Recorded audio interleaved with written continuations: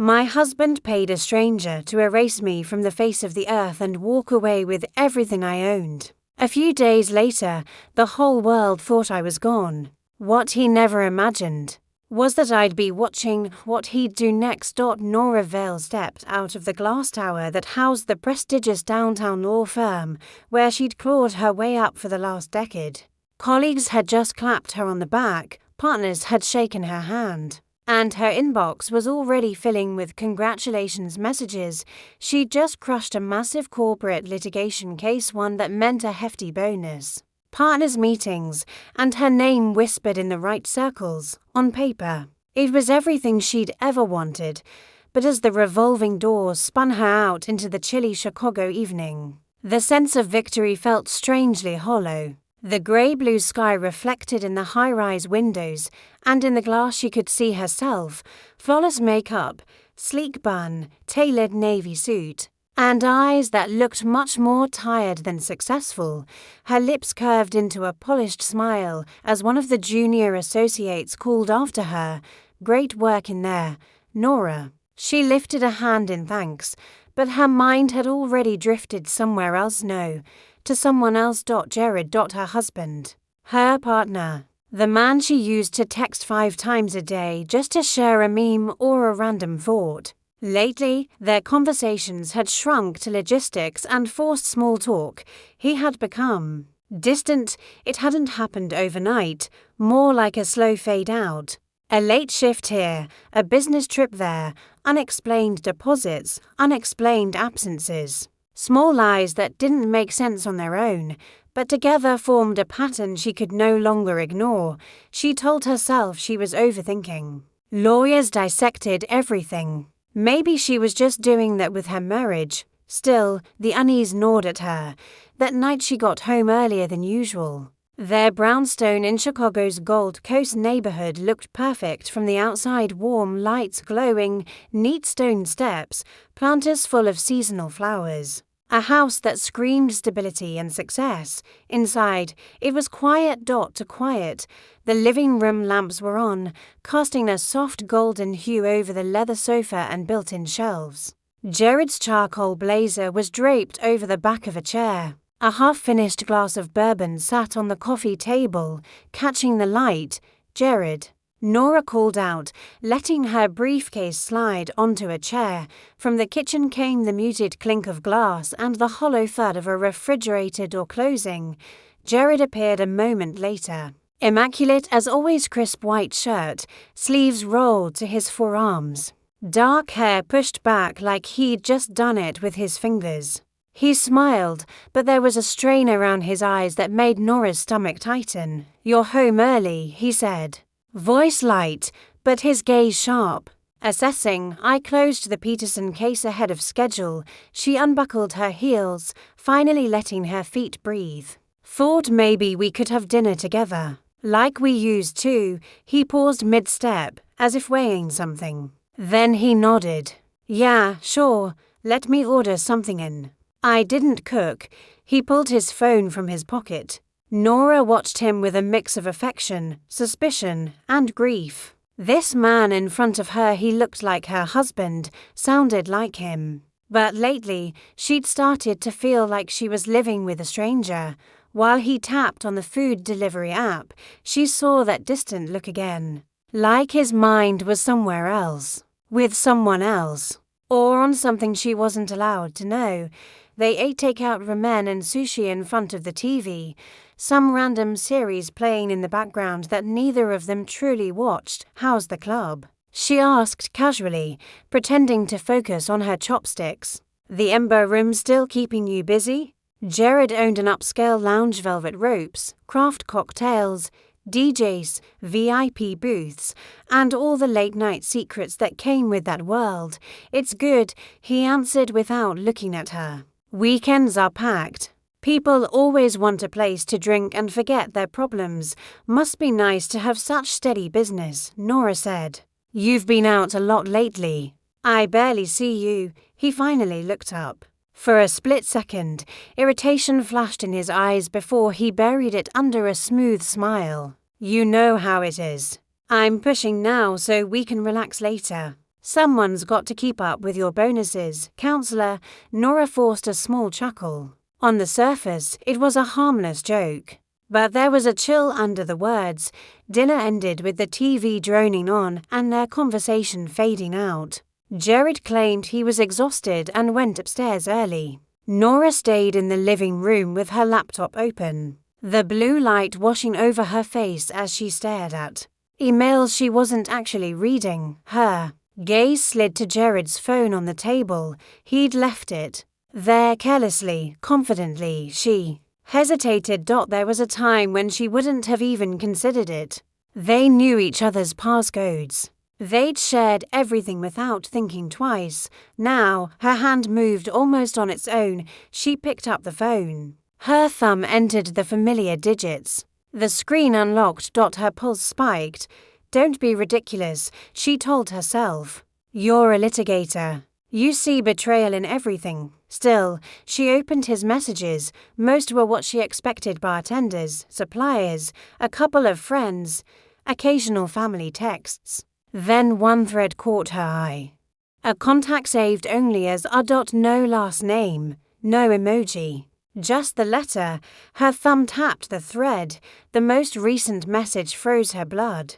Everything is set for tomorrow. No slip-ups. Her stomach dropped. Tomorrow. No slip-ups. Her mind raced through possibilities: club promotion, big event, some shady but harmless business deal. None of it fit. The tone was too sharp, too final. It felt like something else. She scrolled up. You'll get the rest once it's done. We can't afford noise. Nora's heart pounded so hard she could hear her own pulse in her ears. Noise. Done. What were they talking about?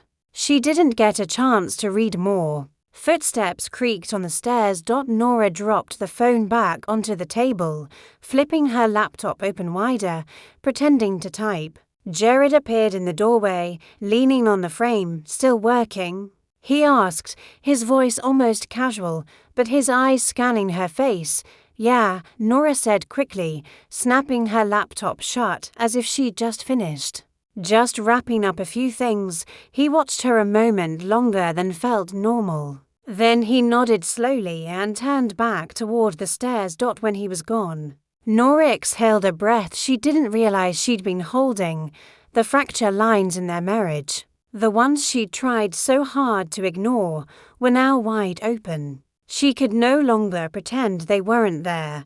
A couple of nights later, they went to dinner with close friends at a trendy River North restaurant. To everyone else, they were the perfect power couple: successful, good-looking, well-dressed. Jared charmed the table, told stories, clinked glasses. Nora played the part, laughing at the right moments, leaning into him when people looked, but she noticed how he avoided holding her gaze for too long, how his hand left hers too quickly, how he seemed to drift away even as he sat right beside her. In the restroom, Nora's best friend, Kira, cornered her by the sinks. Okay, Kira said bluntly. What's going on with you? Nora pretended to fix her lipstick. What do you mean? You've barely smiled all night, and when you do, your eyes don't match. I've known you since law school. You can't lie to me, remember? I'm just tired. Kira, big case, long week. She kept her voice controlled, practiced, the way she did with anxious clients. Kira stared at her, unimpressed. You can tell me anything. You know that, right? Nora forced a tiny smile. I know. I'm okay, really. She wasn't. Back at the table, the night went on. When they finally said their goodbyes, Jared told her to wait in the car. He wanted to talk business with one of the guys from the passenger seat. Nora watched through the windshield as Jared stepped to the side with a tall man in a dark coat. The man handed him a thick envelope. Jared slipped it into his inner jacket pocket quickly, glancing around like he didn't want to be seen.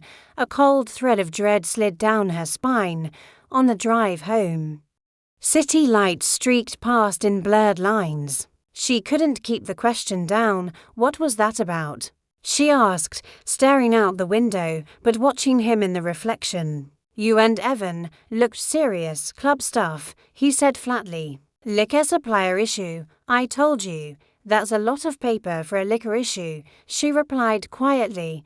He tightened his grip on the steering wheel. You asked. I answered. Not everything is a cross-examination, Nora. The chill in his tone hit harder than the words. For the first time, sitting beside him in the car, she felt truly alone that night while Jared slept upstairs. Nora sat on the living room sofa with a glass of red wine and the Chicago skyline glittering through the large front window. Her mind looped through messages, envelopes, and the strange emotional distance that had settled between them like fog. Maybe it was stress. Maybe she was being paranoid, or maybe her instincts, the same instincts that had saved clients and won cases, were screaming at her for a reason. Jared's phone, plugged in on the console table, vibrated. She didn't hesitate this time. She got up, walked over, and looked at the screen. Don't mess this up. Tomorrow's the day. Tomorrow's the day. The room tilted for a split second. Nora stared at those words until they blurred. Every rational part of her brain tried to offer explanations. But the fear didn't care about logic. It whispered one thing over and over. Something is very, very wrong. She set the phone down and wrapped her arms around herself, as if she could hold her own body together, right there, with the city humming outside and her marriage crumbling inside. Nora made a quiet decision. She was done ignoring her instincts. She didn't know it yet, but that decision would save her life, and it would be the first step toward making her husband believe she was dead. The next morning, Nora didn't need her alarm. She'd been awake most of the night, replaying the messages from in her head. Everything is set for tomorrow. Tomorrow's the day. Don't mess this up. Jared slept soundly beside her, breathing deep. Like a man who had no worries in the world, she lay there, staring at the ceiling, listening to the rhythm of his breathing and wondering if it was the same rhythm he'd have if he knew she'd seen everything, if he knew she was starting to suspect that whatever tomorrow was, it might be about her. At the firm, Nora tried to bury herself in work. Contracts, emails, case notes. Normally, this was where her mind felt sharpest, most at home. Today, the words on the screen blurred, and every ring of the office phone made her flinch. Her assistant, Emma, knocked lightly and stepped into her office. You look like you've been hit by a truck, Emma said gently. Rough night, just. Couldn't sleep. Nora forced a brittle smile. Trial adrenaline, I guess. You know how it is. Emma tilted her head, not fully convinced, but respectful enough not to push. Anything I can take off your plate? No, I've got it, thanks. When Emma closed the door, Nora let her shoulders sag. She'd spent years telling clients to trust their instincts when something felt off about a partner, a contract, a deal. She'd watched too many people regret ignoring that uneasy feeling. Now it was her turn to act on it. After an hour of staring blankly at her computer, she opened her contacts and scrolled to a name she hadn't used in years, but never deleted. Carter Stone, private investigator, former cop. Reputation, discreet, thorough, ruthless when needed. Her fingers trembled as she dialed. He picked up on the second ring, his voice low and cautious. Stone, Carter. It's Nora Vale. A beat of silence. Been a while. What can I do for you? Nora swallowed. Saying it out loud would make it real. I need your help. And I need it to stay between us, completely. Tell me where you want to meet, he replied. No hesitation. That evening, she sat in a quiet cafe on the edge of downtown, wearing an oversized coat, scarf, and a baseball cap. Ridiculous, she knew, but the anxiety sat like a weight on her chest. Every time the door opened, she TNSED. Carter arrived in a black jacket, jeans, and the same unreadable expression he'd had when she'd first worked with him on a corporate fraud case. He slid into the seat across from her. You look like you're preparing for a stakeout, he said dryly. I feel like I'm in one, Nora replied. Managing a weak smile, he pulled a small notebook and pen from his pocket.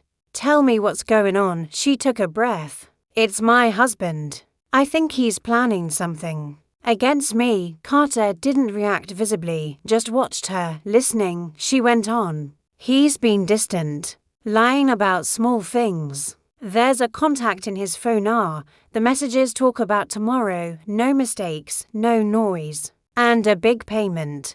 I saw him take an envelope from a guy after dinner last night. I don't have proof, just pieces that feel wrong. Has he ever hit you? Threatened you?" Carter asked. "No," she shook her head. "He's never laid a hand on me. That's what's terrifying. Whatever this is feels premeditated, clean, silent." Carter was quiet for a moment, then nodded slowly. "All right. Here's what I'll do. I'll start with his club, his recent contacts, and money movements. I'll follow him. If there's a pattern, I'll find it. But I have to warn you, Nora, sometimes the truth is uglier than the suspicion. I need to know," she said. "If I'm wrong, fine. I'll go to therapy and figure out why I'm paranoid. But if I'm right, if you're right," Carter finished for her. Waiting could be fatal.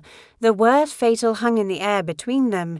They agreed on a communication protocol: no texts unless absolutely necessary, calls from unknown numbers, reports delivered in person. As Nora walked home that night, the city felt different. Every parked car seemed suspicious. Every stranger's glance felt loaded. Inside the brownstone, Jared greeted her with an easy smile and a kiss on the cheek, as if nothing had changed. "Long day?" he asked, opening a bottle of wine. "Something like that," Nora replied, shrugging off her coat. He poured them both a glass. "I was thinking we should take a trip. Just the two of us. Somewhere warm. We haven't done that in a while." The suggestion should have made her happy. Instead, it made her skin crawl. "A trip?" she repeated. "Yeah," he said smoothly. "Unplug, reset. You've been working yourself into the ground. I miss you." Behind the charm, she heard a faint echo of something else. "A script? Let's talk about it," she said. When things calmed down at work, he didn't push. Just smiled, lifted his glass. "To us." She clinked her glass to his but didn't drink. Her eyes watched him over the rim, trying to read any crack in his expression. Was this guilt? Manipulation? Genuine? She no longer trusted herself to know. 2 days later, Carter's first report arrived, sealed in a plain manila envelope, delivered by a courier he used for sensitive jobs. Nora locked her office door before she even opened it. Inside were photographs and a concise printed summary. The first photo showed Jared behind the ember room in a poorly lit alley, shaking hands with a broad-shouldered man in a leather jacket. The man's face was scarred along one cheek, eyes hard, posture coiled. On the printout, Carter had annotated Rory Briggs Miller, known associate of organized crime network. History of extortion, disappearances, suspected contract killings. Never convicted. Nora's hands went cold. Another photo, Jared handing Briggs an envelope. Another, the two of them leaning close, talking, their body language tense and intent. She grabbed her phone and dialed the number Carter had given her. "What is this?" she demanded as soon as he answered. "Who is he?" "You read the notes?" Carter asked calmly. "Yes, an enforcer. Someone tied to people who make others disappear." Her voice trembled. "Why is my husband meeting someone like that?" "That's what I'm still digging into," Carter replied. "But there's more. I caught audio from one of their meetings." Her throat tightened. "Tell me." "They talked about a plan, no names, no specifics, but context suggests removal." Briggs asked, "Are you sure you want to go through with it?" "Your husband said it's the only way. Once it's done, I'm free." The room spun. "I recorded it," Carter continued. "There's enough there to be deeply worrying, but not enough to take to court." "Not yet." "Could it be about the club?" she asked weakly, clinging to any alternative. "A partner, some bad deal, anything." Maybe, Carter said. But the timing, the messages you told me about. I'd rather assume worst case than give him the benefit of the doubt. That night, Nora couldn't hold it back anymore. Over dinner, she watched Jared closely. Every move amplified by her awareness. He smiled, asked about her day, told a story about a celebrity who'd come into the club. It all sounded so normal that for a moment she almost convinced herself she'd imagined everything. Then, as he reached for his drink, she said casually, "You've been working with some intense people lately, haven't you?" He froze for the smallest fraction of a second. If she hadn't been looking for it, she might have missed it. "What do you mean?" he asked, tone to light. "With the club," she said, twirling her fork. "Security, suppliers, whoever that guy was behind the restaurant the other night. I don't want you getting mixed up with people who could hurt you." He set his fork down slowly. His eyes met hers, something hard flickering there. "Who said anything about me being in danger?" "I didn't," she said softly. "I'm just worried. That's all." A tense beat passed. Then he smiled again, but it didn't reach his eyes. "You need to relax, Nora. Not every shadow is a threat." The conversation shifted to something else, but the air between them remained taut. As they cleared the dishes, she noticed he watched her a bit more carefully than usual. As if he sensed she was slipping out of his control. The next afternoon, as she left a meeting, her phone buzzed with a number she didn't recognize. She stepped into an empty conference room and answered. "It's Carter," the voice said. "We've got a complication." Her heart lurched. "What kind of complication?" "I think your husband suspects something. One of Briggs' guys was seen tailing one of mine. That doesn't happen by accident. If Jared or Briggs realize they're being watched, they might accelerate whatever they're planning." Nora's mouth went dry. "Are you saying I'm in immediate danger?" "I can't say that for sure," Carter replied. "But if I were you, I'd assume yes. You need to consider going to the police. Nora, this is bigger than a marital issue now." Police. The idea hit like a wave. It meant exposing everything. It meant admitting her husband might be plotting to have her killed. It meant turning her life into a case file. I need to think," she said. "Don't think too long," Carter warned. When someone decides to eliminate a problem, time is rarely on the target side. She hung up and stared at her reflection in the glass wall. Successful attorney, composed wife, woman on the edge of a nightmare. That night, Jared was oddly affectionate. He made her favorite pasta, opened a good bottle of wine, put on soft music. If she hadn't known what she knew, she might have fallen into the illusion. He brought her flowers, kissed her forehead, told her he loved her. If love looked like safety, she might have believed him. Now it looked like camouflage. As he wrapped his arms around her from behind, pressing a kiss to her neck, Nora's whole body tensed. She stared at their reflection in the window. To anyone passing by outside, they looked like the perfect couple in a perfect home. Only she knew the truth. She was living with a man who might be planning her death, and if she didn't act soon, tomorrow might be the last day she ever saw. There's a sentence you never expect to say out loud. "I think my husband is trying to have me killed."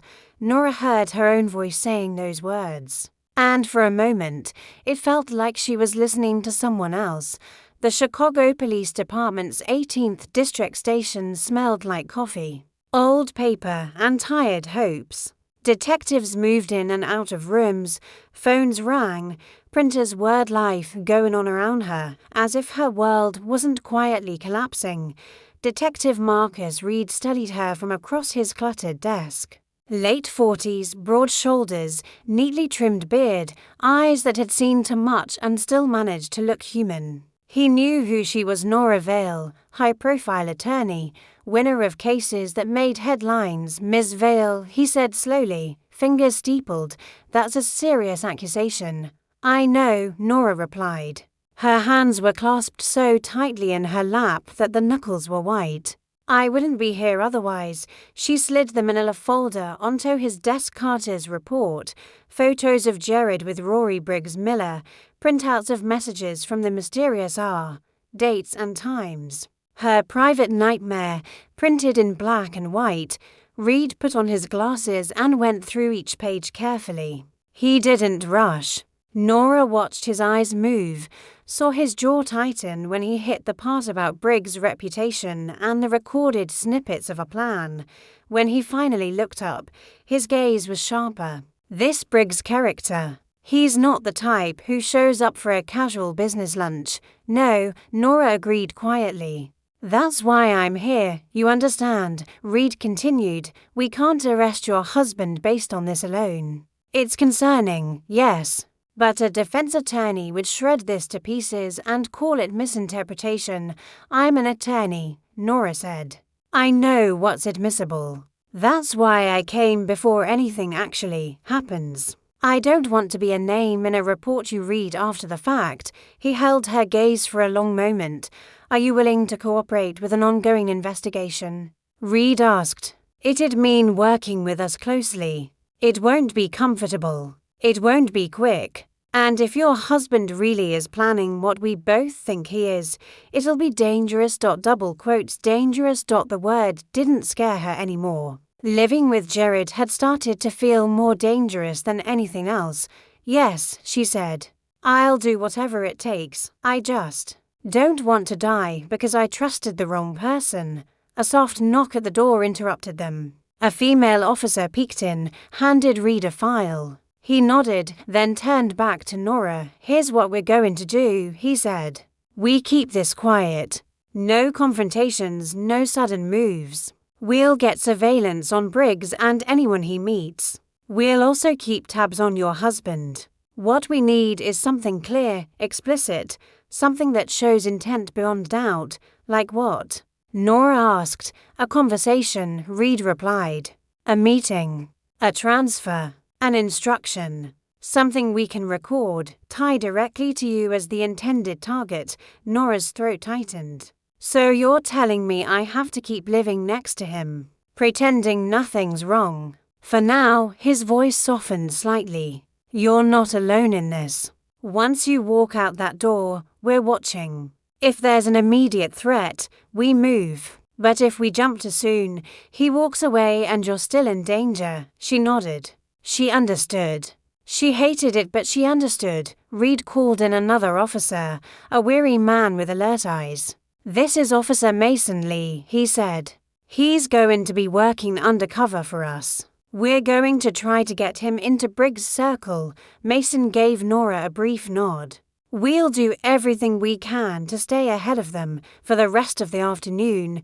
They laid out protocols. Nora wouldn't change her routine dramatically. If Jared suggested sudden trips, isolated locations, or spontaneous drives, she would notify Reed immediately. She'd wear a small panic button on a chain that looked like simple jewelry. When possible, she'd try to get Jared talking in ways that might hint at his plans without tipping her hand. By the time she stepped back out into the chilly evening air, Nora felt like her life had been split in two. The world where she smiled and functioned, and the world where she was prey in an invisible hunt. The next few days felt surreal. She went to work. She billed hours. She drank coffee. She answered emails. All while knowing that somewhere out there, detectives were tailing her husband and a dangerous man named Briggs. Jared, ironically, seemed more attentive than he'd been in months. He brought home groceries. Asked about her day. Sent her texts in the afternoon. Miss your face. Dinner tonight, just us. If she hadn't seen the envelope, the messages, she might have thought he was trying to fix things. Now, it felt like he was tucking her in before extinguishing the light. One evening, as they sat on the couch watching a show she didn't remember choosing, Jared glanced at her sideways. You okay? He asked. You've been quiet. Big case hangover, she lied. My brain's still in court. He smiled faintly. You've always been terrible at relaxing. He reached over, tracing his fingers along her wrist. We'll fix that soon. The way he said soon made her skin crawl. Her phone buzzed with a notification. Instinctively, she flipped it over. It was a calendar reminder. Caught hearing in 2 days. Normal life, still moving. Everything felt like borrowed time. 3 days after her visit to the station, Nora got a call from Reed. Lee got in, he said without preamble. In where? Nora asked, pacing her office with the door closed. Briggs' orbit. He's posing as someone who can help with off-the-record clean-up jobs. They had a test run small stuff. Briggs seems to trust him. Last night, Lee recorded something I need you to hear. Her breath caught. Is it about me? I'll let you decide that, Reed replied. Can you come down now? She was there within half an hour. In a small, windowless room at the station. Reed set a recorder on the table and hit play. Briggs' voice came through first, low and rough. You sure about this guy? Another male voice, Mason's, slightly altered, steady. You're paying. I don't ask questions. I make problems disappear. A pause. Then another voice, Nora's blood turned ice. Jared. On the recording, he sounded calm, detached, like he was discussing their renovation, not a human life. She's predictable, Jared said. Same route to work. Same schedule. She trusts the routine. That's what we use, Briggs responded, skeptical. You're not gonna grow a conscience on me at the last second, are you? I don't like loose ends. I wouldn't be here if I had doubts, Jared replied. Once it's done, we're finished. You get paid. I get my freedom. In the small room, Nora's hand flew to her mouth. Tears burned her eyes, but she refused to let them fall. She focused on the sound of his voice, the same voice that had once whispered promises in the dark, now calmly planning the end of her life. Reed paused the recording. Is that your husband? He asked, though he already knew. Yes, she whispered. That's Jared. We have more, Reed said, pressing play again. Jared's voice came back, flat and practical. An accident is cleanest. No mess the cops can trace back. She drives, something goes wrong, it's over fast. No suspicion, no trial. Briggs laughed, a humorless sound. Cold, I like it. The recording clicked off, the silence in the room roared. Reed spoke first. This is enough to open a formal case and to get a tactical team involved. But it's still not enough for everything we want. What more do you need? Nora asked, her voice breaking for the first time. He just casually scheduled my death. We need him caught in the act, or with irrefutable evidence that he set it in motion, Reed said gently. Otherwise, a good lawyer might argue entrapment. Misinterpretation, edited audio, trust me. I've seen it. She sat back in her chair, feeling like her body was no longer attached to the ground. So what are you saying? She asked. I let him follow through. No, Reed said sharply. We're not going to let him touch you. He leaned forward. We're going to make him believe he's succeeded on our terms, under our control. And then we're going to take everything from him. Nora stared at him. You mean? I mean, Reed said, we fake your death.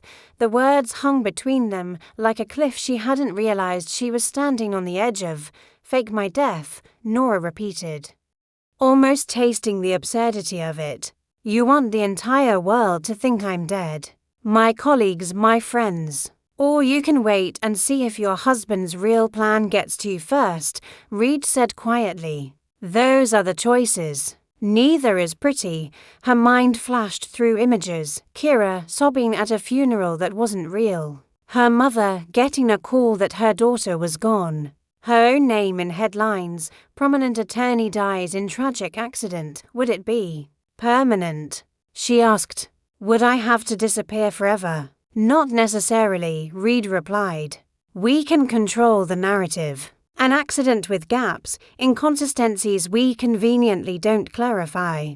Officially, we act like it was real. Behind the scenes, we keep you somewhere safe until everything is over. Once we have Jared, Briggs, and anyone else involved locked down, we can revisit how to bring you back into your life.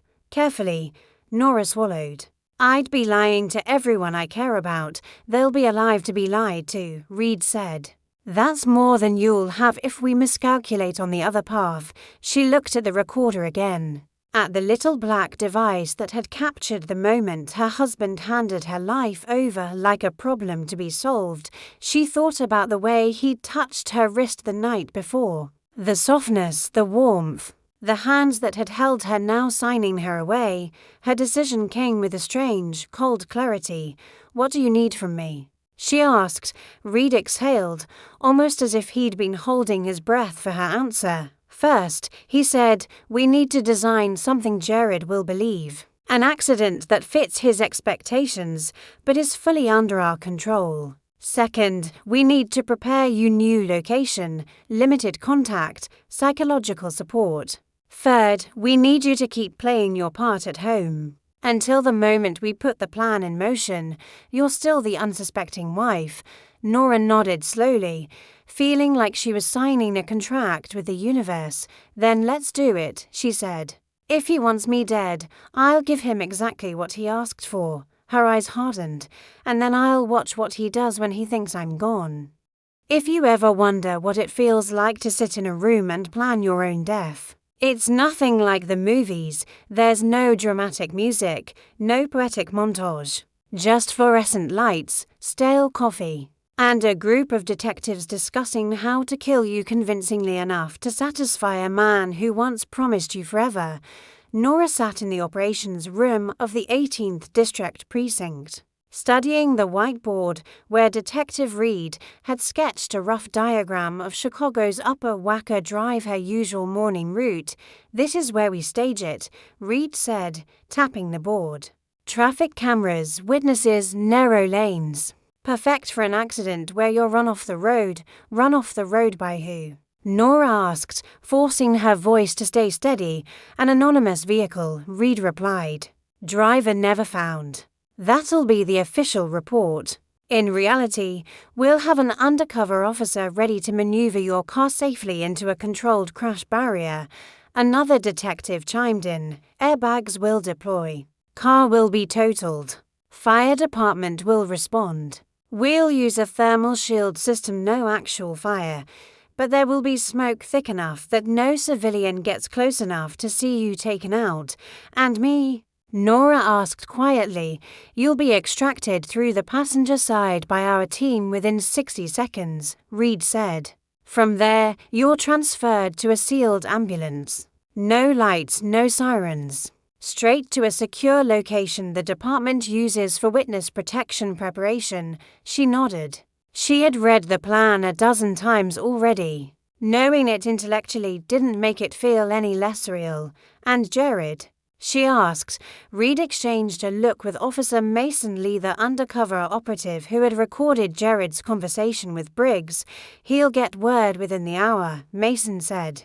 "We have a friend inside the coroner's office who'll call him with the identification request. We'll be recording his entire reaction." Nora's stomach tightened. The thought of her husband hearing she was dead, and the possibility that he might actually smile, made her nauseous. Reed placed a gentle hand on the table. "This is the part where I remind you that once we do this, you don't get to go home. Not for a while. You can't contact your friends, your mother, anyone." "I understand." She did. She hated it. But she understood. "This is also where I ask one last time," Reed continued. "Are you sure you want to go through with this?" Nora lifted her chin, the fight in her eyes unshakable. "I want to see what my husband does when he thinks I'm gone. I want to hear the conversations he'll have, the mistakes he'll make. If faking my death is how we catch them, then yes. I'm sure the hardest part wasn't fear. It was pretending to love a man who was planning her obituary. Jared made dinner-seared salmon, sautéed vegetables, a bottle of their wedding wine. He was charming, warm, affectionate. The performance was flawless. Halfway through the meal, he reached across the table and took her hand. "You know I love you, right?" he said, voice low and tender. Nora forced a smile, even as bile crept up her throat. I know, he squeezed her fingers. Tomorrow, let's go to that bakery you like. The one with the almond croissants. Double quotes tomorrow. The word rang in her ears. Tomorrow was the day he thought she'd die. She managed to say, that sounds nice. Jared beamed at her, the kind of smile that once made her heart flutter. Now it felt like a knife sliding between her ribs. They watched a movie afterward. He rested his hand on her waist, his breath warm on her neck. She didn't let him see her tremble. When they finally climbed into bed, Nora lay awake long after his breathing slowed into a steady rhythm. She looked at the man sleeping so peacefully beside her, and for the first time, she didn't feel sad or confused. She felt done. Tomorrow, she would disappear from his life, and she would finally see what he was without her. At 6:48 a.m., Nora slid behind the wheel of her Audi. Hands steady despite the pounding of her heart, Detective Reed's voice came through the secret earpiece she'd been fitted with. Unit 1 in position. Follow your normal route. We're with you the whole way. Her phone buzzed with a text from Jared. Drive safe, babe. Get a croissant for me.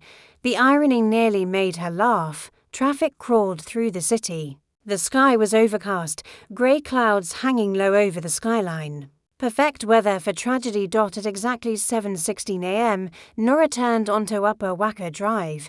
Unit 2, ready? Reed's voice asked. Ready, came another voice. Unit 3. Ready, a black SUV to cars behind her was the undercover team. A white sedan to cars ahead carried to more officers. Bridges overhead had officers with long lenses, watching every movement. This wasn't just a fake accident. It was a choreographed disappearance. 3, 2, 1.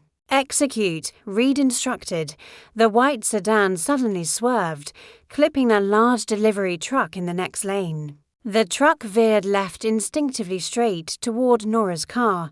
Her breath caught. Impact. A controlled explosion of sound. Her car jolted sideways, metal scraping the median barrier. Airbags detonated in a burst of white fabric. Smoke filled the car from a canister in the dashboard. She wasn't hurt, just shaken. The plan was working. Stay still, Nora, Reed said calmly. Extraction in 30 seconds. Voices yelled outside the car. Civilians gasped. Someone screamed, call 911. Reed's team was already there. Doors flew open. Hands grabbed her gently but firmly. She was pulled through the passenger side, shielded by officers in heavy gear, and whisked toward the waiting unmarked ambulance. Where's the victim? A firefighter shouted, acting the part. Unconscious female driver. An undercover medic responded. Unresponsive. They loaded her inside and shut the doors. In the sudden silence of the ambulance, Nora exhaled. SHAKILY. Detective Reed climbed in through the back. Congratulations, he said softly. You're dead. She didn't smile. The secure hideout wasn't glamorous, an old safe house used for undercover operatives. Bare walls, metal-framed bed, dull lighting. But it was safe. And for now, it was home. She sat on the thin mattress as Reed set up a laptop. We're tapping calls as they come in, he said. You're about to hear what happens when your husband is told you didn't survive. Nora braced herself. The first call came at 8:40 a.m. The coroner's office. Reed played it. A woman's voice. Mr. Vale, this is the Cook County Medical Examiner's office. I'm calling with difficult news. There was a silence. Then Jared's voice. Com. What kind of news? We need you to come in for identification. Your wife was involved in a fatal car accident this morning. Another beat of silence. Then Jared said softly, Are you sure? Yes, sir, the woman replied. Nora leaned forward, heart pounding. Jared exhaled a long, slow breath. It wasn't grief. It was relief. Okay, he said. Tell me where to go. The next call came 10 minutes later. It was Jared. Calling Briggs. Reed clicked play. Jared whispered, It's done. Briggs chuckled. Told you I don't miss. Jared exhaled again, this time lighter, freer. Like he'd set down a burden he'd been carrying for years. When do I get the rest of the payment? Briggs asked. Tonight, Jared said.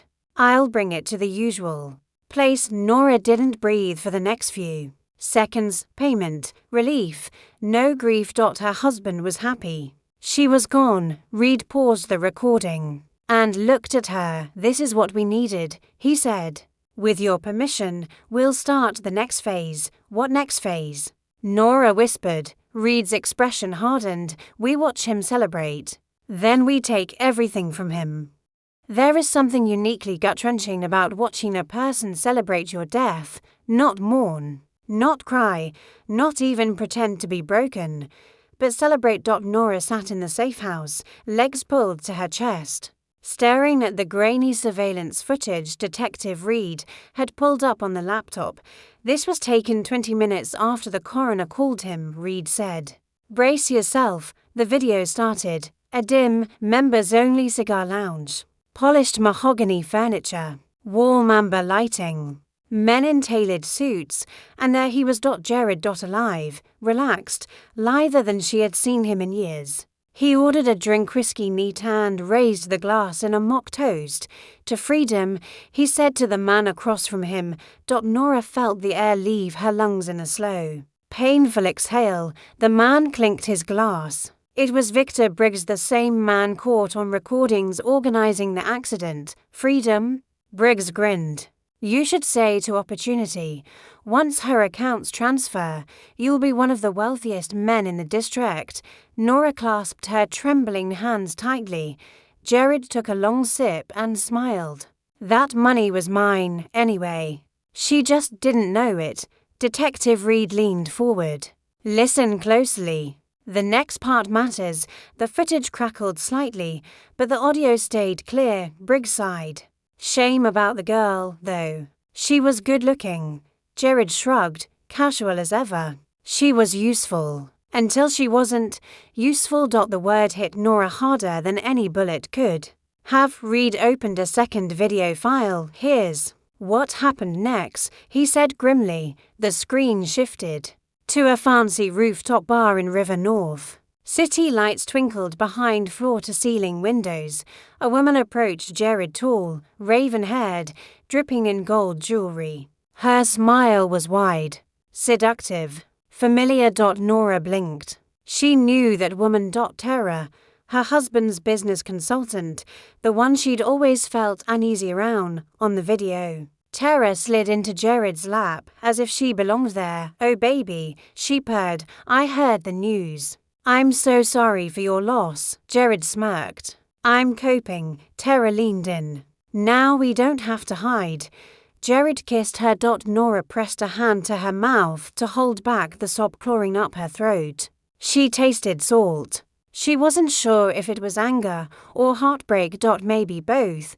Detective Reed muted the footage gently. You okay? He asked. Nora shook her head. No, but keep going. She needed to see it all. She needed every drop of truth, even if it poisoned her. Reed clicked another file. This one was audio only. Captured from a bugged phone call. Jared's voice. Transfer the funds quietly. I want everything out of her accounts by midnight. Unknown voice. And the inheritance. Jared, it legally becomes mine since she didn't leave a will. Perfect timing, huh? Nora's blood ran cold. She had left a will. A detailed one. She kept a copy in a lockbox at her office. Jared didn't know that. Reed smiled faintly. This will help us. If he lies under oath about your will, we get perjury on top of attempted murder. Nora exhaled through her teeth. He thinks he's safe. He thinks he's one. Reed nodded. They always do. Reed tapped the whiteboard behind him. Next phase is simple, he said. We let him dig his own grave. How? Nora asked. We'll do 3 things at once. He pointed to the first item. Point 1. Track every financial move he makes. He moved money today. We follow the trail. If he wires funds to Briggs or anyone else, that's conspiracy. He pointed to the second. 2. Push him. Apply pressure. See how he cracks. We'll anonymously leak a rumor that you might have survived the crash. Nora's eyes widened. Won't that put me at risk? No, Reed replied. He thinks you're dead. If he hears whispers that you're not, he'll panic. He'll reach out to the people involved. He'll slip. And we'll record everything. Then he pointed to the third point 3, bring the mistress into play. Tara's already careless. If we lean on her financially or emotionally she could fold. Nora frowned. How do you know she'll talk? Reed smirked. Because she loves money more than she loves him. She's the type who'll flip the moment she thinks she might lose her cushy life. Nora considered this. Won't Jared get suspicious? She asked. He's already blind with confidence, Reed answered. Men like him always underestimate the very person they're trying to destroy. Nora swallowed. There was some strange comfort in that. Later that night, Reed played a clip recorded by undercover detectives. Tara's voice trembled as she spoke into her phone. I thought you said she was dead. Jared, she is. Tara, then why are people at my gym saying she survived? That she was taken to a hospital. Silence, then Jared hissed. Someone is spreading lies. Keep your mouth shut. Tara lowered her voice. I don't like this. I don't want trouble. Jared snapped. You wanted the money, didn't you? Then act like it. Tara burst into tears. Nora listened with a neutral face. She didn't feel sorry for the woman, not even slightly. Reed turned off the audio. See, she's cracking, and Jared. Nora whispered. Reed pulled up a final clip. Jared pacing in his office, running a hand through his hair, snapping at someone on speakerphone. What do you mean something went wrong? Briggs swore she wouldn't survive. Nora smiled. Really smiled, for the first time since this nightmare began, because for the first time. Jared was scared. Reed leaned forward, voice dropping. The more fear we put into him, the more desperate he'll become. And desperate men are sloppy. He'll make a mistake big enough to bury him. Nora nodded slowly. What do you need me to do? She asked. Reed smiled. Exactly what you're doing now. Nora exhaled. Her husband thought she was dead. His mistress was unraveling. Briggs was growing nervous. The detectives were closing in, and Nora. She was no longer prey, she was the storm coming for all of them. Fear is a strange thing. It doesn't just make people panic. It makes them stupid. And Jared, for the first time since Nora had met him, was acting very stupid. Detective Reed paused the newest surveillance clip on the screen and glanced back at Nora. This is where everything starts falling apart, he said. Watch closely. Nora pulled her knees up on the chair and leaned in. Her pulse quickened not from fear this time, but from a cold anticipation. She knew Jared. She knew the exact pattern he fell into whenever he felt cornered. He overplayed his hand. The video clip began. Tara sat alone in her condosilk robe. Glass of wine shaking in her hand, mascara smudged under her eyes. Her phone lay on the coffee table, screen glowing as call after call came in from an unknown number. She didn't answer. Not until the 6th attempt, Tara's voice trembled. Who is this? A deep voice replied, icy and irritated. It's Briggs. Why haven't you been answering? Tara flinched. I didn't recognize the number. Don't play dumb, Briggs growled. You're making people nervous. I didn't do anything. Tara's voice cracked. People are saying Nora survived, and Jared keeps yelling at me. I'm scared. On the surveillance feed, Tara's shoulders shook as she cried. Briggs sighed loudly, annoyed. Pull yourself together. You weren't supposed to be involved beyond distracting the husband. Tara froze. What do you mean distracting? Jared told me you were helping him because he couldn't get out of the marriage. Briggs let out a dry, humorless laugh. Oh, sweetheart. You think he loves you. He sneered. You were just leverage, a pawn, a convenient body to keep him occupied while we handled the real work. Tara's face crumpled. She whispered, he said he loved me. Briggs scoffed. He told you that because you were dumb enough to believe it. Nora felt something she didn't expect. not sympathy, but righteous satisfaction.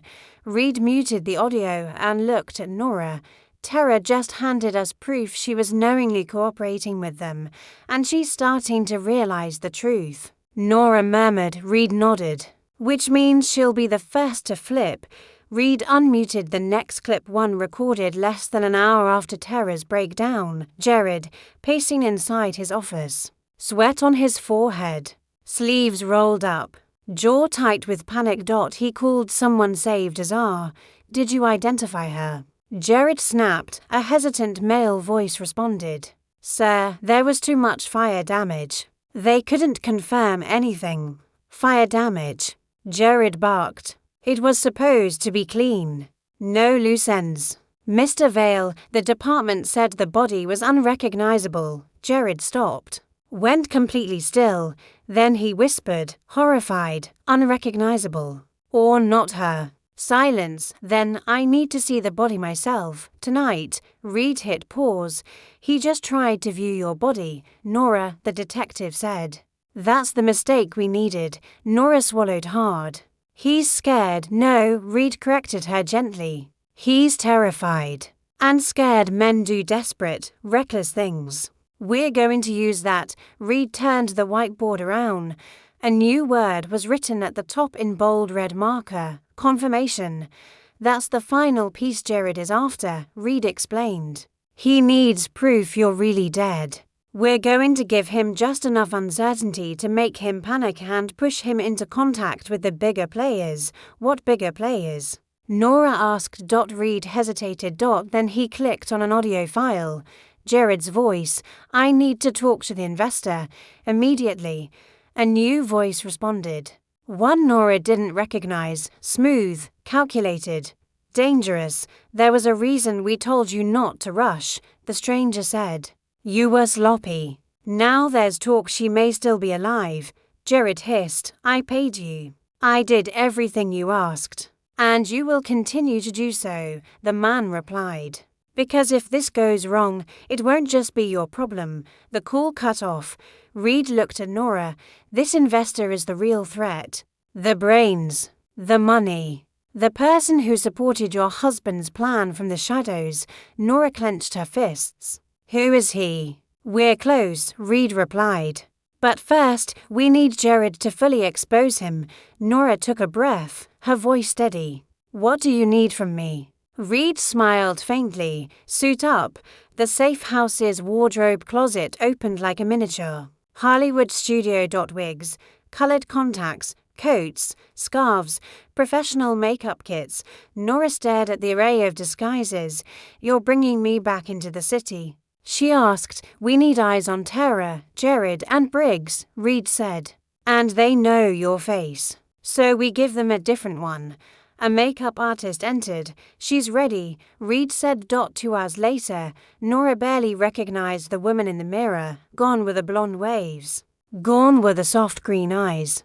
Gone was the polished, corporate Nora Vale. In her place stood a raven-haired woman with sharp bangs, brown eyes, and a completely different bone structure thanks to contour shading. Nora ran a hand down the leather jacket the team gave her. This feels illegal, she whispered. Reed smirked. Only a little. That evening, Nora stepped out into the chilled Chicago air under her new identity, Eleanor Ward, a fabricated persona with a fake license, credit cards, and entire background. She felt like a ghost, invisible, untouchable. She rode in an unmarked car with Detective Mason Lee, who adjusted his earpiece. We'll be shadowing Tara first, he said. She's our weak link. If she cracks, the entire network collapses. Nora took a breath. And Jared. Mason's voice softened. He's unraveling. We expect him to make a fatal mistake within the next 48 hours. And Briggs. Briggs is panicking because the investor is panicking. Nora stared out the window at the city lights. Everything she once loved. Everything she once built. Everything she once shared with Jared.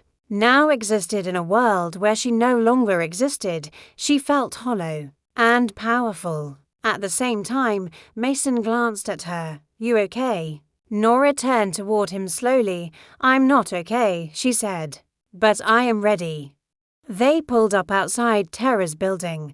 Before the officers could even get out, Tara stormed out the front doors. Dragging two suitcases behind her, mascara streaked down her face. She shouted into her phone, "I don't care. I'm leaving, Jared. You lied to me. You used me. And I'm telling the investor everything." Nora's heart skipped. Mason whispered, "That's it. That's the break we needed." Tara kept screaming, "If Nora's alive, I want out. I'm not dying for your stupid plan." She hung up, threw her phone, and kicked her suitcase. Nora felt her pulse surge. Reed's voice crackled through Mason's radio. "Do not approach Tara yet. Let her run. The investor will go after her first, and when he does, we'll catch him." Nora exhaled shakily. The noose was tightening. And for the first time, it wasn't around her neck. Some people run because they're scared. Tara ran because she finally realized she had been sleeping beside wolves, and wolves don't offer mercy. Nora watched from across the street, hidden in her dark wig and oversized coat, as Tara dragged her suitcases toward a waiting taxi, hands shaking, eyes darting like she expected someone to pull her back inside. Mason stood beside Nora, whispering, "She knows she's a target now." "No," Nora murmured. "She just figured it out too late." Tara climbed into the cab, slammed the door, and yelled something at the driver. The car peeled away, smoke curling behind the tires. Detective Reed's voice crackled through Mason's earpiece. "Do not intercept her. Let her go. Our undercover team is tailing the cab from 3 cars back." Nora exhaled slowly, watching the taillights fade. "She's going to run straight into the investor's trap," she whispered. Mason nodded. "And for the first time, we're watching them." 30 minutes later, the surveillance feed on Mason's tablet lit up. The cab pulled into a deserted warehouse district near Fulton Market. Old brick buildings, broken streetlights, the kind of place where people vanished without leaving footprints. The cab slowed. Stopped. And Tara climbed out. "Why here?" Nora muttered. Why would she choose? Mason zoomed in. She wasn't alone. A black sedan rolled out of the shadows behind her. Tinted windows, no plates. A car Nora had never seen before, but one that radiated danger. Nora felt her stomach drop. "That's him," Mason whispered. "That has to be the investor." The sedan door opened. A tall figure stepped out. Dark coat, leather gloves, calm, controlled, like a man who had already decided everyone in the room was beneath him. Tara froze when she saw him. She took a step back. Another dot, but the man smiled, warm, gentle, almost fatherly. "Tara, why are you running?" he asked, voice smooth as silk, but carrying a weight that made Nora's skin crawl even from the screen. Tara clasped her shaking hands. I heard people are saying Nora survived. Jared lied. Briggs lied.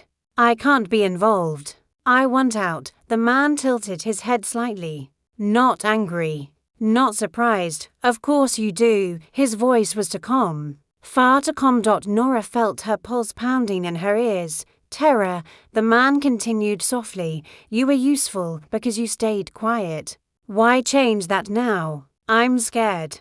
Tara cried. "I'm not built for this. I didn't sign up for." The man raised a hand. Tara went silent instantly. "It's very simple," he said. "If Nora survived, she becomes a liability. If you run, you become another." Tara shook her head violently. "I won't talk, I swear. I just want to leave the city." "And I believe you," the investor said. For a split second, it almost sounded like mercy, but then he snapped his fingers. Two men stepped out of the sedan behind him. Tara screamed, "Nitrogen monoxide, please." Mason slammed his fist against the side of the car. "We need to engage now." Reed's voice cut in sharply. "Stand down, there are too many hostiles. Our team is outnumbered, but they'll kill her." Nora shouted. Reed's tone hardened. "She chose to run without us. We can't blow the operation for one person. If we reveal ourselves now, we lose the investor, Briggs, and Jared. Nora stared at the screen helplessly, breath ragged. The struggle was quick. Too quick, Tara was dragged into the back seat. The door slammed shut, and the car disappeared into the night. Mason whispered, voice heavy with guilt, "They won't let her live, will they?" Nora felt tears burn her eyes, but she swallowed them down. "No," she whispered. "They won't." Back at the safe house, Reed pulled up a clean frame from the surveillance video. The investor's face was clearer now, sharp jawline, silver streak near his temple, a slight scar on his chin. Nora felt her heart stop. It couldn't be. It couldn't. Reed glanced at her. "You recognize him?" It wasn't a question. Nora forced the words out, barely a whisper. "That's my stepfather." Mason stiffened. "Your what?" "My stepfather," Nora repeated, voice hollow. "Robert Alton, my mother's second husband. He's been in my life since I was 10, Reed cursed under his breath. "That explains everything," he muttered.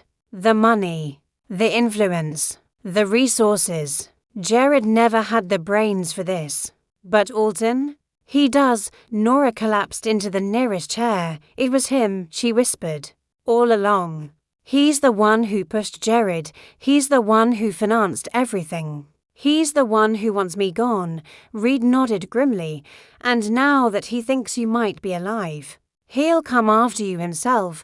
Reed opened another recording, this one intercepted just 30 minutes after Tara's abduction. Jared's voice, frantic. "What do you mean she was seen? I thought you took care of Tara." Alton's calm reply chilled the room. "Jared, you're becoming emotional. That's a liability." "A liability? I'm the one who gave you access. I'm the one who—" "You are nothing but a tool," Alton interrupted sharply. "And right now, you're malfunctioning." Jared's voice cracked. "I need confirmation she's dead. I need to know." Alton's voice shifted dangerously soft. "You'll get your confirmation tomorrow night. I'll handle it myself." Nora's body went cold. "Tomorrow night. He was coming for her." Reed turned to her. "He's planning to kill you. Personally." Nora swallowed. "Good," she whispered. Reed raised an eyebrow. "Good, yes." Her voice was steady, deadly, "because when he comes, he'll walk straight into our trap." Reed outlined the plan, marker in hand. "Tomorrow night, we leak one more rumor that you were spotted alive in the West Loop." Mason chimed in. "With your stepfather's ego, he won't send anyone this time. He'll handle it himself." Nora stood. Her eyes were no longer fearful. They were filled with fire. "So tomorrow," she said, "we end this." Reed nodded once. "No more hiding," he said. "Tomorrow, we expose every one of them." Nora inhaled deeply. Jared, Briggs, her stepfather Alton, all of them. They thought she was the prey. Tomorrow, they would learn she was the one laying the trap. Some endings don't come quietly. Some endings arrive like storms, loud, violent, and unstoppable. And on the night Nora finally faced the man who had orchestrated her death, the entire city seemed to hold its breath. The detectives executed their plan flawlessly. At 8:03 p.m., an anonymous tip crafted by Reed's team circulated through the underground channels. The wife survived. She's been seen near the West Loop safe houses, exactly where they wanted Alton to look, exactly where they wanted him to go, and exactly where Nora would be waiting. Nora stood in an empty industrial loft in the West Loop. Broken windows, concrete floors, iron beams casting long shadows. The place smelled like rust and old secrets. She wore her disguise, but her eyes were her own, fierce and steady. Detective Mason positioned himself behind a crate, weapon drawn. Other officers were hidden across the building, each one waiting for Reed's signal. Reed stood beside Nora. "You sure you want to be out here?" he asked quietly. Nora nodded once. "This ends with me." He studied her for a moment, then handed her an earpiece. "Remember, don't engage until we say, 'Stay alive.'" Nora inhaled slowly. "I'm done dying for these people." At 8:19 p.m., the sound of a car approached. No sirens, no headlights. Just the soft hum of a luxury engine. It stopped outside the building. Reed whispered sharply. Positions. The warehouse fell into silence. Footsteps echoed measured, unfazed. Confident, Nora's pulse drummed. Then he stepped into view. Robert Alton, her stepfather. The man who had sat at her childhood birthdays. The man who had walked her down the aisle. The man who had planned her murder. He looked around the warehouse casually, as if he were inspecting a house he meant to buy. Nora, he said softly into the darkness. I know you're here. Her breath caught. His voice hadn't changed, not one bit. Smooth, controlled, manipulative. I told your mother you were too smart for your own good, he continued. But this. He chuckled. Faking your death, running? How childish. Nora stepped out from behind a pillar. I didn't fake anything, she said calmly. You and Jared tried to kill me. Alton smiled faintly. You were becoming inconvenient. And Jared? She asked. What did you promise him? His smile widened. Freedom, money, power, enough incentive to hand you over. Nora didn't flinch. Where's terror? She asked coldly. He shrugged. Disposable. Nora's throat tightened, but she didn't let pain show. Alton stepped closer.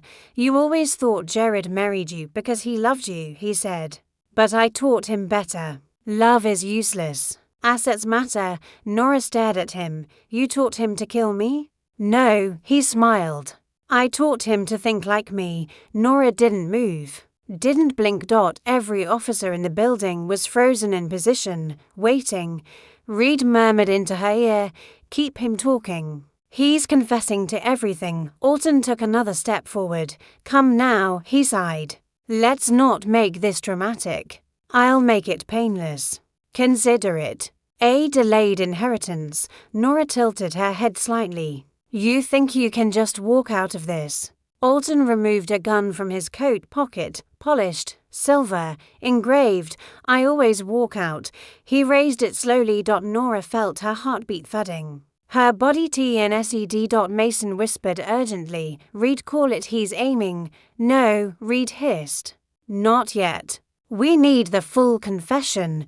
But Nora saw something. Reed did single quotes T. Her stepfather wasn't here to talk. He wasn't here to taunt her. He was here to kill her. Right now. She swallowed hard. Robert, she said softly. Look behind you. He smirked. Please. I'm not falling. The skylight above them shattered. Glass rained down. A tactical rope snapped through the opening. And 3 officers dropped from above like shadows. Police. Drop your weapon. Alton spun around in shock. Gun still raised. Wrong move. A shot rang out. Not from Alton. From above. His gun flew from his hand as a sniper's bullet tore through his wrist. He screamed and stumbled backward as officers swarmed him. Don't move. Get on the ground now. But Alton didn't listen. He charged toward Nora instead. Nora, move. Mason yelled, but she didn't run. She didn't hide. She stood her ground. Because for the first time in her life, she wasn't afraid of him. Alton lunged, and Nora swung a metal pipe straight into his jaw. The crack echoed across the warehouse. Alton collapsed to the ground. Detectives pinned him instantly. Cuffing him, reading him his rights, Reed rushed to Nora's side. You okay? She didn't look at Reed. She kept her eyes on her stepfather, bleeding, furious, defeated. I'm done being scared, she whispered. To us later. Jared was arrested at his office. He didn't resist. He didn't fight. He didn't speak. He just stared blankly at the floor as officers read him each charge.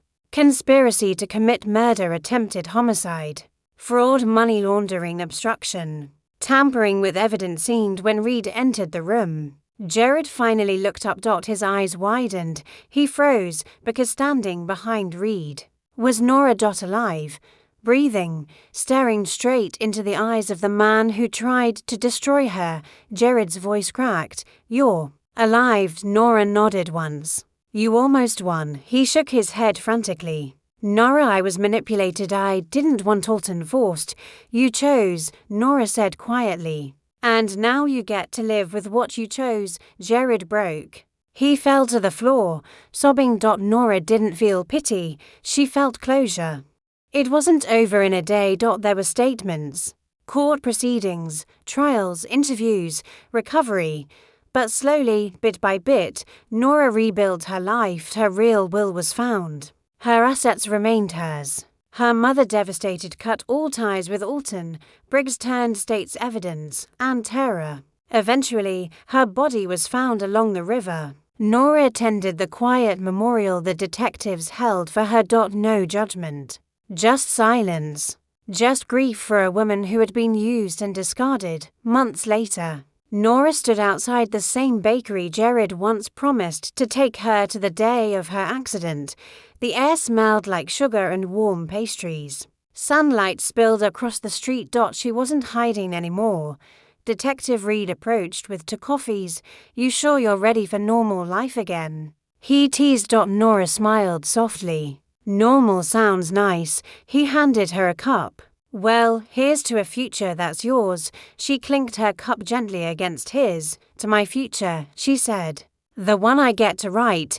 They stood there in peaceful silence, watching the quiet morning unfold. Nora inhaled deeply. She wasn't the woman she used to be. She was stronger, sharper, unbreakable. They tried to kill her, but she survived. And now, she lived. The end.